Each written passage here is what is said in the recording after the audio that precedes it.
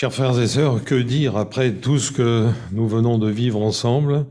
Je suis un petit peu troublé. Est-ce que vous pouvez citer 2 Timothée 3,16? Alors vous savez, il y a quelque chose que j'ai à cœur. Pardonnez-moi, je change un peu peut-être ce que j'avais prévu. On peut m'enlever ma Bible. On peut même m'enlever mes cantiques, auxquels je suis très attaché. Mais on ne peut pas m'enlever les versets que je connais par cœur. Alors je voudrais qu'on chante par cœur 2 Timothée 3,16. Est-ce que tu peux parler dans le micro pour ceux qui sont sur Internet? Ah, pardon. Et est-ce qu'on peut baisser un peu, parce qu'il y a un peu de l'arsène? Je parlerai dans quelques minutes de l'arsène. 2 Timothée 3,16. Toute l'écriture est inspirée de Dieu. Vous le connaissez pas? Bon, alors, tous ensemble. Toute l'écriture est inspirée de Dieu et utile pour enseigner, pour convaincre, pour corriger, pour instruire dans la justice, afin que l'homme de Dieu soit accompli et propre à toute bonne œuvre. Est-ce que vous croyez au chant que j'ai chanté? Oui? Alors moi j'y crois dur comme fer. Toute l'écriture, depuis la première ligne de la Genèse jusqu'à la dernière ligne de l'Apocalypse, même en passant par les juges, ce livre si difficile à lire. J'ai même entendu des frères, des sœurs qui me disent « mais je ne comprends pas pourquoi ce livre est dans la Bible ». Mais vous ne croyez pas qu'il a des enseignements à nous donner? Moi, j'en suis persuadé. Alors, c'est intéressant, les 3,16. Vous avez par exemple Colossiens 3,16. Que la parole de Dieu demeure en vous. Ça se chante aussi, mais je ne vais pas le faire ce matin. Il y a Jean 3,16. Car Dieu a tant aimé le monde qu'il a donné son Fils unique. Et puis il y a mon verset préféré que j'ai déjà chanté devant vous, qui se trouve dans Romains chapitre 5, verset 8. Vous ne pouvez pas me l'enlever, ça.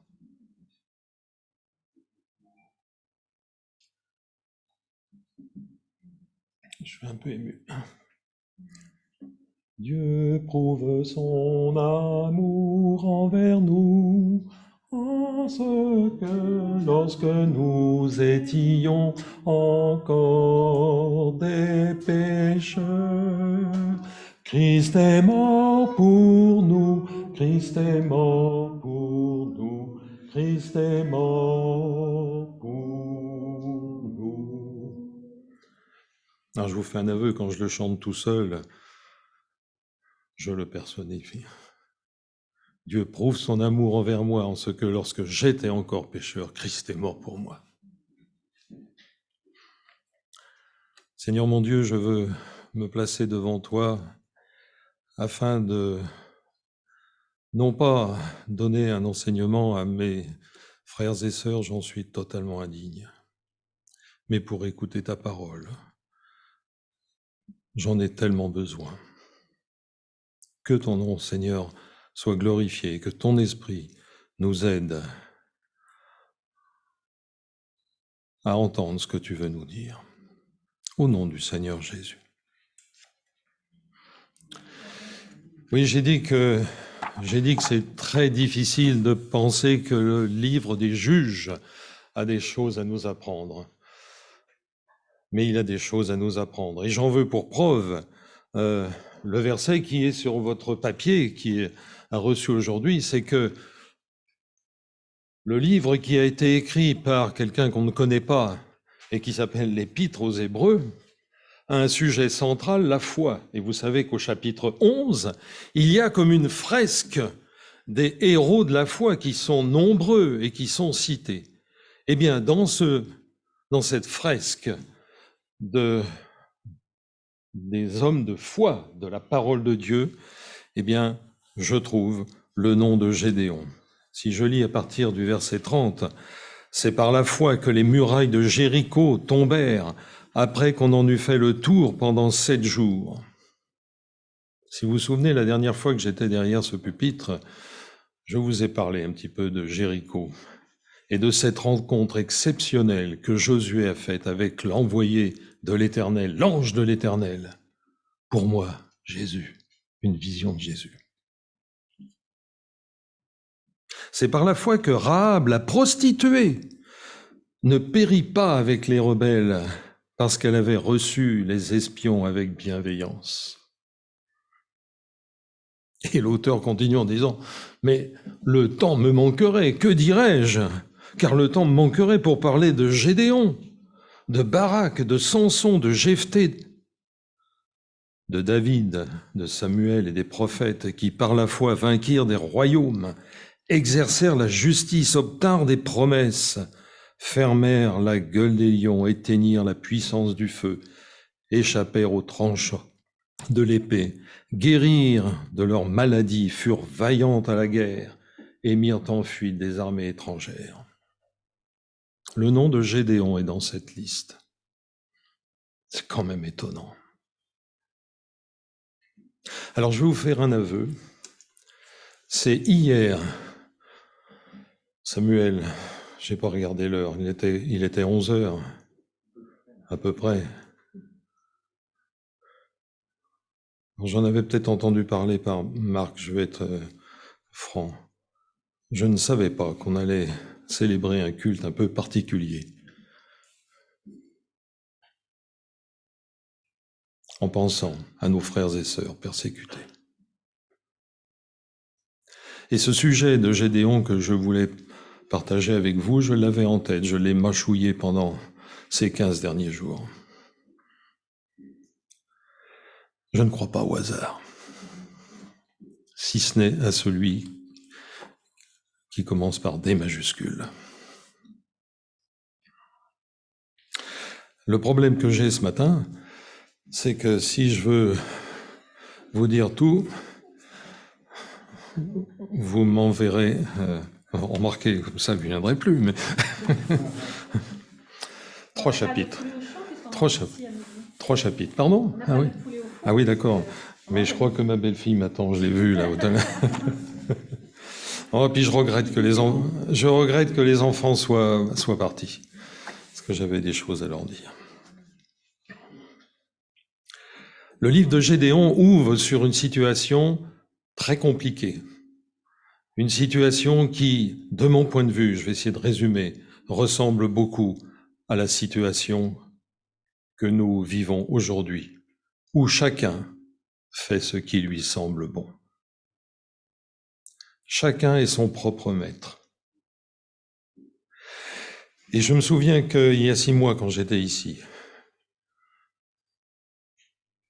nous avions fait la présentation d'une petite Lopez, si je me souviens. Hein? Émilie, c'est ça? Hein? Et j'avais dit, il est extrêmement important que la parole de Dieu, la volonté de Dieu soit transmise de génération en génération. Et c'est pour ça que je suis extrêmement sensible au fait que les enfants en ce moment entendent la parole de Dieu. J'encourage encore une fois les papas, les mamans, les grands-papas, les grands-mamans, les monitrices, les moniteurs de l'école du dimanche à transmettre le message de l'Évangile, la parole de Dieu, l'histoire de Jésus. C'est bien de l'entendre, cette parole, mais c'est bien aussi de la mettre en pratique, de l'écouter, d'y obéir. Et si la situation qui est dépeinte dans ce livre des Juges est un peu catastrophique, c'est qu'à la mort de Josué, personne n'a repris le flambeau pour rappeler les prodiges que l'Éternel faisait et que nos grands-parents nous racontaient. On a oublié aussi les enseignements et on peut dire les ordres que l'Éternel avait lancé à son peuple. N'ayez aucune pitié pour le mal. Chassez les ennemis. Pas de compromis avec le péché. Et malheureusement, il y a eu des compromis. Alors c'est la cause de cette situation qui nous est dépeinte au premier chapitre qui concerne cette histoire, le chapitre 6 des Juges. Alors on peut ouvrir notre Bible au Juges chapitre 6, mais évidemment je ne le lirai pas, en tout cas en entier. Simplement parce que Israël a désobéi à Dieu, verset 6, Israël fut très malheureux à cause de Madian, et les enfants d'Israël crièrent à l'Éternel. Et figurez-vous que quand les enfants d'Israël et quand les chrétiens crient à l'Éternel, l'Éternel entend. Il ne reste pas insensible. Alors Dieu répond. Il envoie déjà un prophète qui essaye de rappeler ce qui a été dit. Et puis, au verset 11, il vint l'ange de l'Éternel et s'assit sous le térébinthe d'Ophra qui appartenait à Joas de la famille d'Abiézer. Gédéon, son fils, battait du froment au pressoir pour le mettre à l'abri de Madian. L'ange de l'Éternel lui apparut et dit, « L'Éternel est avec toi, vaillant héros. » Gédéon dit, « Ah, mon Seigneur !» J'ai cherché dans la Bible partout où il y a les « Ah, mon Seigneur !» Il y en a plusieurs. Si l'Éternel est avec nous, pourquoi toutes ces choses nous sont-elles arrivées? Où sont ces prodiges que nos pères nous racontent quand ils disent « L'Éternel ne nous a-t-il pas fait monter hors d'Égypte ?» Maintenant, l'Éternel nous abandonne et il nous livre entre les mains de Madian. Mais regardez, l'Éternel se tourna vers lui. Est-ce que vous vous rendez compte que l'Éternel fait le geste de se tourner vers Gédéon pour mieux entendre ce qu'il va dire? Le Dieu créateur se tourne vers toi ce matin. Le Dieu 3 fois saint se tourne vers toi ce matin. Peut-être pour mieux entendre ta prière. Et même si tu la chuchotes dans son oreille, il t'entend. L'Éternel se tourne vers lui et lui dit, « Va avec cette force que tu as. » C'est peut-être le premier verset que j'aimerais souligner ce matin.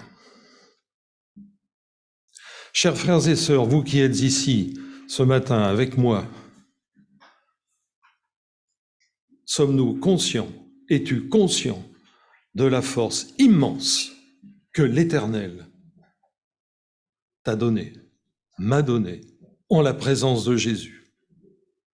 Vous allez comprendre, et vous lirez la suite du récit dans votre Bible au chapitre 6, et vous allez comprendre, ça a été dit d'ailleurs tout à l'heure par Marc. Mais qui suis-je?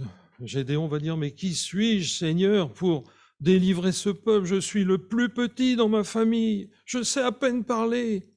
Oui, je sais battre le froment, là, mais je sais rien faire, je suis tout petit, comme Moïse. Et l'Éternel lui dit, va avec cette force que tu as. C'est quoi cette force qu'il a, Gédéon? Eh bien, c'est tout simplement que l'Éternel est avec lui. Verset 16, l'Éternel lui dit, mais je serai avec toi et tu battras Madian comme un seul homme.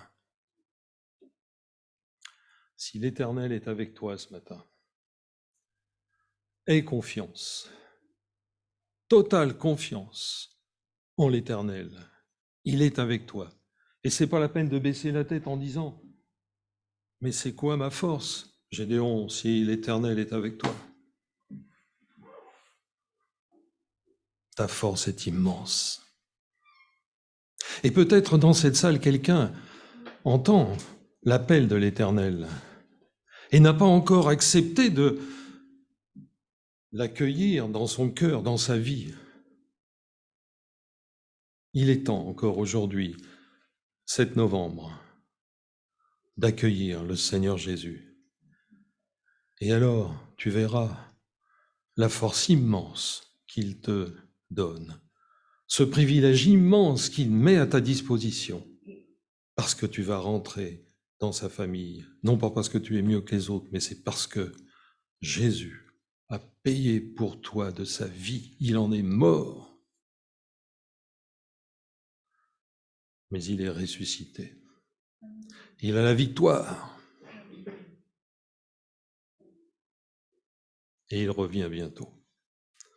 Mes amis, de ce chapitre 6, première leçon que je voudrais retenir, c'est que si nous sommes à Dieu, si nous sommes à l'Éternel, nous avons à notre disposition une puissance extraordinaire. Ne comptons pas sur nous. Jean-Marc ne compte pas sur toi.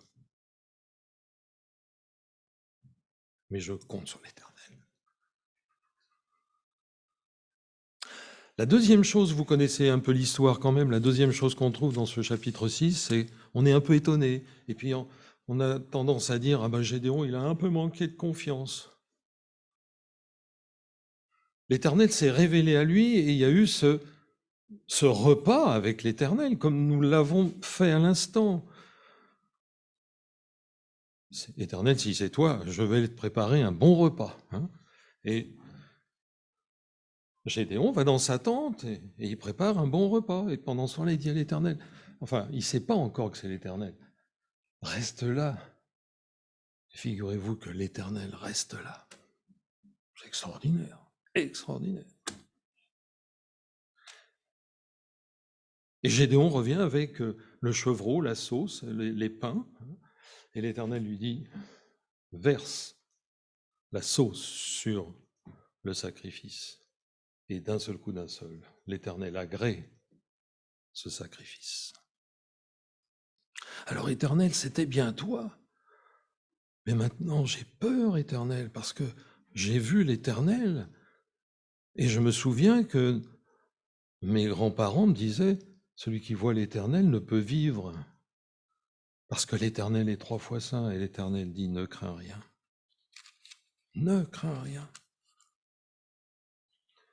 Verset 23, sois en paix, ne crains rien, tu ne mourras pas. Nous avons un Dieu extraordinaire. Et Gédéon a fait confiance. Et il est parti tout de suite à l'action. Alors c'est vrai qu'il l'a fait pendant la nuit, mais il a obéi à ce que l'Éternel avait dit. Et après, l'Éternel lui dit, tu pars avec le peuple. Et il rassemble le peuple, il envoie des messagers. Il y a plein de monde qui vient derrière lui. Et là, il a besoin d'être encouragé. Et il dit à l'Éternel, Seigneur, j'ai besoin d'un encouragement, j'ai besoin d'un signe. Et là, on trouve ce merveilleux échange de la toison,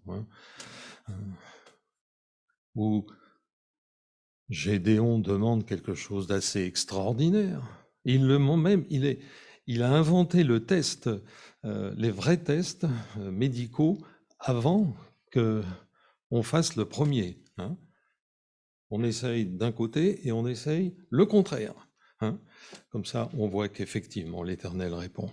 Et l'Éternel, dans sa grande grâce, répond à la demande de Gédéon. Donc lui est encouragé et le peuple qui est avec lui, les 32 000 hommes qui sont avec lui, sont encouragés.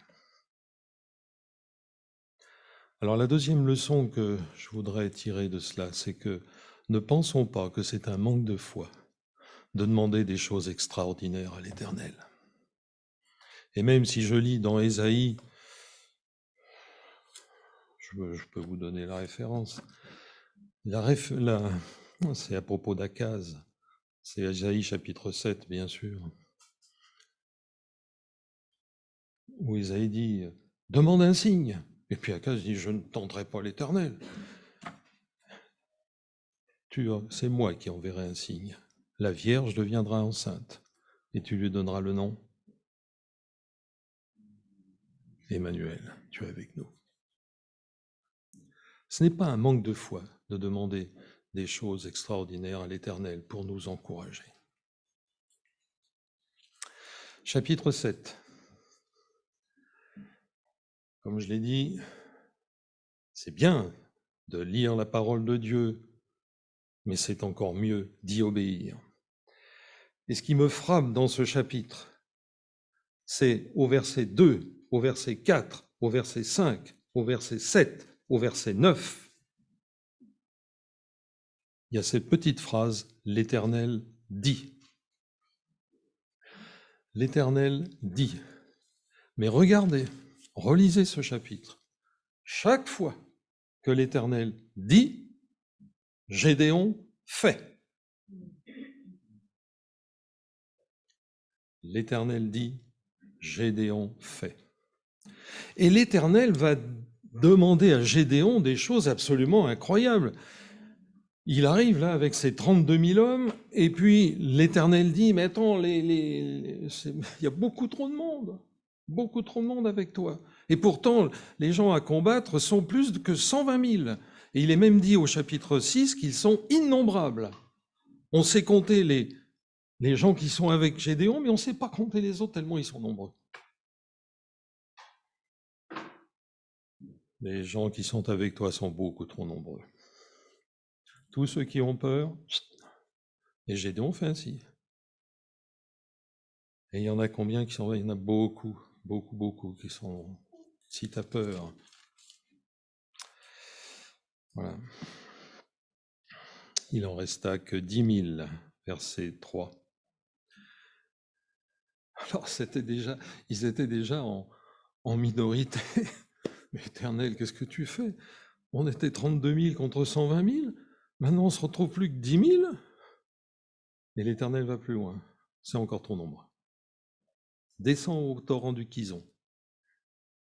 Et là, j'en ferai le tri. C'est l'Éternel qui fait le tri, c'est pas Gédéon. Et l'Éternel donne à Gédéon un indice pour choisir 300 hommes. Et c'est avec ces 300 hommes que Gédéon va aller combattre contre les 120 000 hommes. Innombrables peut-être. La foi, elle se manifeste par l'obéissance à la parole de Dieu, même si elle me paraît incompréhensible. Mais la sagesse de Dieu est infiniment plus sage que la micro-sagesse de mon bon sens à moi. Ô profondeur de la sagesse, de la science, de Romains chapitre 8, ô profondeur de la richesse, ô grandeur de... Bon, j'irai le chercher tout à l'heure. Je suis obligé de passer.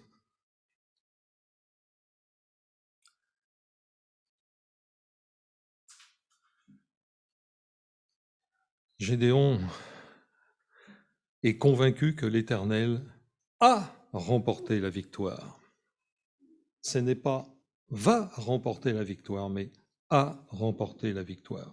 Verset 9, l'Éternel dit à Gédéon pendant la nuit, lève-toi, descends au camp, car je l'ai livré entre tes mains. Et là, vous connaissez l'histoire, il y a cette histoire extraordinaire de ce rêve d'un Madianite. Et Gédéon comprend que l'Éternel a déjà livré le camp. C'est pas fait. Ce camp est armé. Ils ont des chameaux en grand nombre. Et l'Éternel dit à Gédéon, toi, tu prends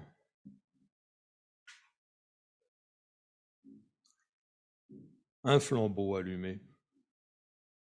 Est-ce que votre lampe est allumée ce matin? Une cruche. Ah, la cruche. Une trompette. Alors non seulement on est que 300, mais on va combattre avec des armes incroyables. Cruche, flambeau, trompette. Mais il y a quelque chose d'extrêmement important. Et je vais vous faire une petite plaisanterie. Et si les enfants avaient été là, je leur aurais dit, surtout ne retenez pas ce que je vais dire. Parce que sinon, vous aurez une mauvaise note à votre cours de physique. Parce que je dis que Gédéon, non seulement a appelé à inventer le test en double, j'oublie le terme, peut-être que quelqu'un pourrait m'aider, en double aveugle, voilà, merci beaucoup. Mais Gédéon a inventé le laser.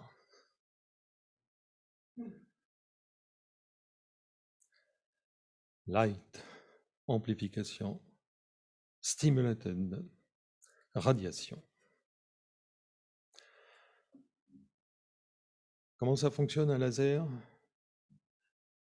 On a simplement une population d'atomes que, en physique, on dit on va exciter, c'est-à-dire on va les mettre dans un niveau d'énergie important, plus grand qu'ils sont en général.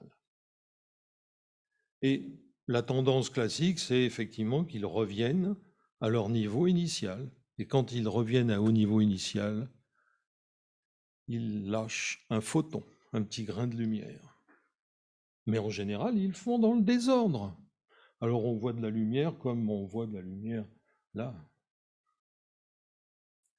Mais si jamais ces photons sont émis exactement en même temps, à ce moment-là, vous avez une impulsion de lumière, et c'est pour ça qu'on dit stimulé. Extraordinaire. C'est l'effet laser. Eh bien, Gédéon, sur ordre de l'Éternel, eh bien, fait un laser. À mon signal, quand je casserai ma cruche, il faut accepter de casser la cruche. Ce n'est pas toujours facile. À mon signal, les flambeaux dans une main et les trompettes dans l'autre. Et tous en même temps. Les flambeaux sortent de la cruche. La trompette sonne pour l'Éternel, pour Gédéon. Et du coup, à ce bruit extraordinaire, à cette lumière brutale, le peuple prend panique. Le peuple qui est là dans la plaine prend panique. Et figurez-vous, c'est écrit dans le texte, ils se tournent les uns contre les autres. Et sans bouger, mes amis, voilà que Gédéon a la victoire et tout le monde s'enfuit. C'est l'Éternel qui a combattu. On l'a chanté tout à l'heure. L'Éternel combattra pour nous. Et nous, donnons-lui gloire. Levez-vous, car l'Éternel a livré entre vos mains le camp de Madian. Verset 21, ils restèrent chacun à sa place autour du camp, et tout le camp se mit à courir, à pousser des cris, à prendre la fuite. Les 300 hommes sonnèrent encore de la trompette, et tout le camp, l'Éternel leur fit dans tout le camp, l'Éternel leur fit tourner l'épée les uns contre les autres. Le camp s'enfuit jusqu'à Beth-Shitta, vers Tséréa, jusqu'au bord d'Abel Méola, près de Tabat. C'est la fuite totale. Alors les rois ne sont pas encore tués, mais c'est la fuite totale. Avec des trompettes, avec des flambeaux allumés, avec des vases qu'on accepte de casser, il peut se produire des choses extraordinaires. L'obéissance de la foi conduit à des faits impensables, incroyables, avec 300 hommes. Chapitre 8. Quand il y a une victoire, l'ennemi, notre ennemi, rôde souvent autour de nous. Satan n'aime pas les victoires. Et il va tout faire pour essayer de saper cette victoire.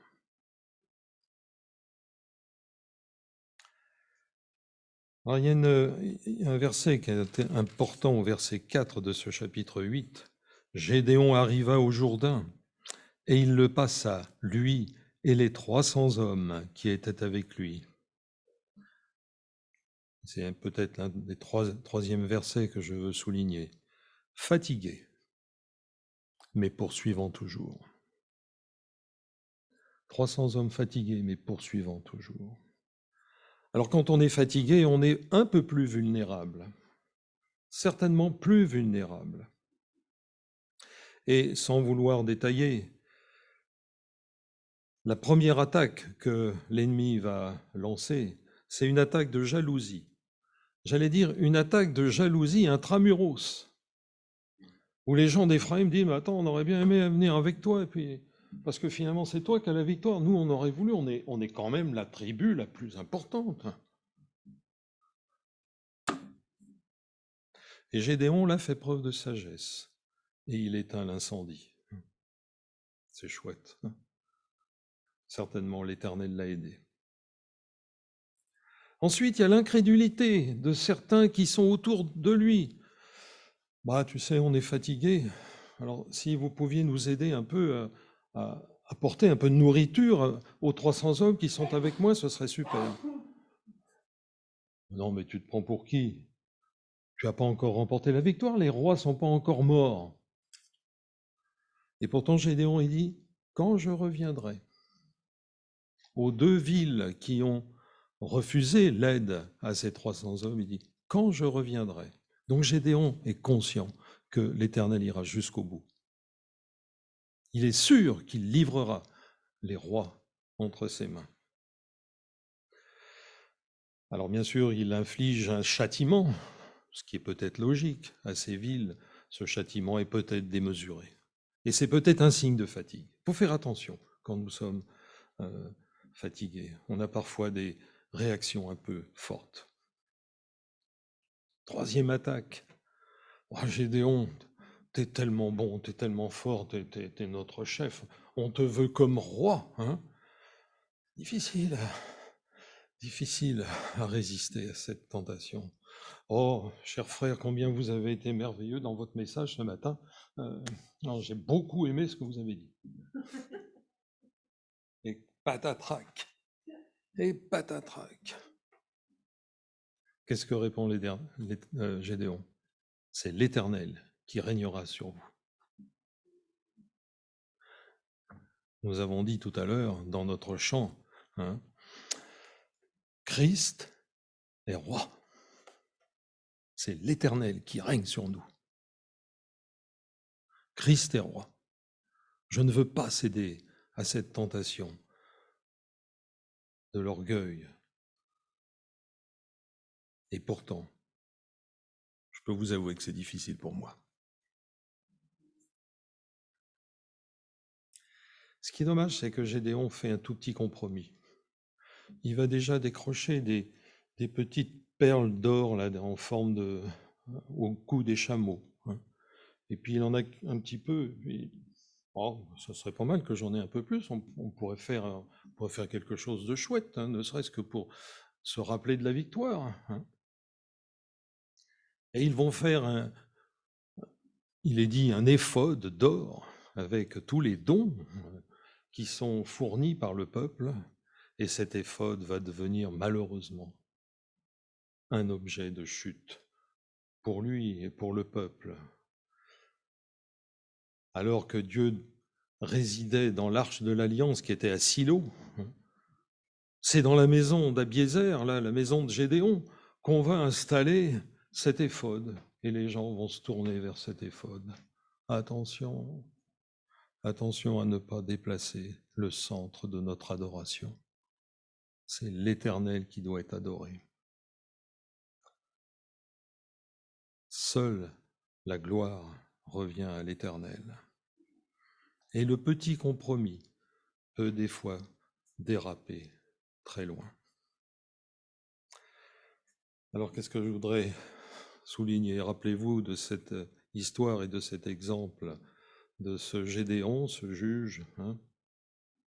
Et ce qui m'encourage, c'est que la parole de Dieu, la Bible, présente des vrais hommes, des vrais humains, je dirais, des vraies dames, des vrais messieurs. Il ne présente pas des surhommes. Ça m'encourage. Oui, il y a des beaux exemples et Gédéon nous montre à plusieurs reprises qu'il a fait confiance à Dieu, qu'il a eu la foi en Dieu. qu'il a obéi à l'ordre de Dieu. Et puis il a ses faiblesses. Mais Dieu est tellement plein de compassion que lorsqu'on revient à lui, il a toujours les bras pour nous accueillir et pour nous pardonner. Parce que Jésus-Christ est mort pour tous les péchés, pour tous mes péchés.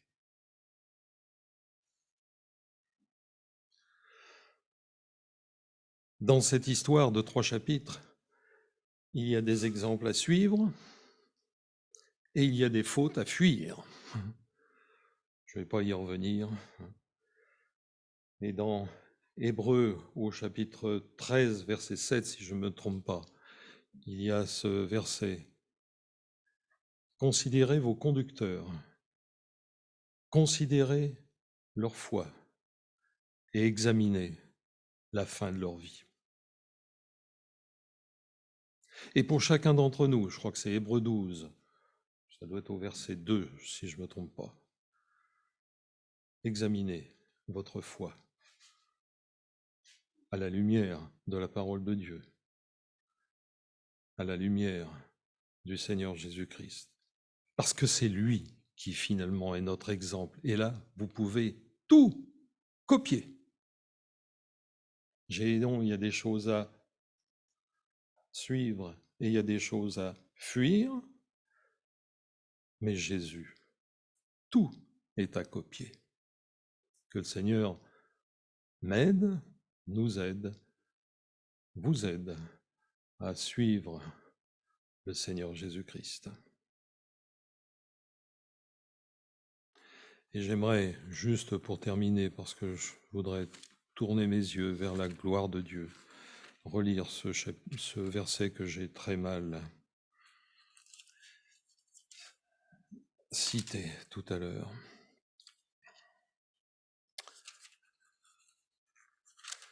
Romains chapitre 11,